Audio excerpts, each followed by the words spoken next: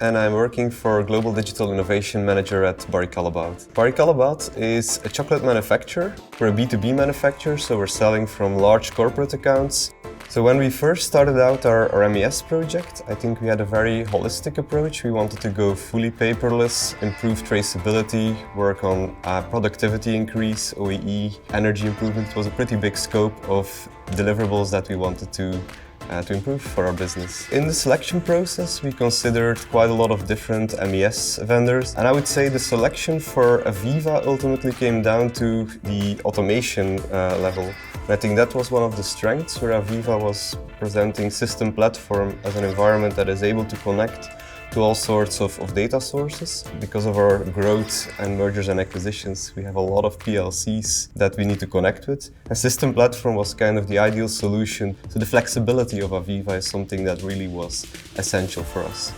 AVEVA products for us are very much at the center of our digital transformation journey. When we made the choice for the AVEVA product line, huge complexity of data sources and putting it into a standardized layer.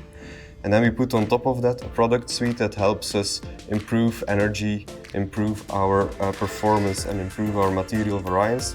And the other ones are around capacity that those lines are being scheduled with. So having better insight of what a line is capable of running improves the communication flow from our operations to the supply chain teams so that they can better plan the lines with the capacity that they really have in one ecosystem to create this unified experience for operators.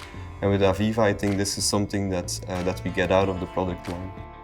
My expectation is that on every single site where we did this implementation, we are going to get this payback, and in some cases the payback has already materialized. We are trying to build a solution that is scalable, so that if we implement in one factory, we make sure that we always use the same data format and the same structure, so that if there is one site that can be successful, those reports or whatever they did to get those results can very quickly be transferred to other factories.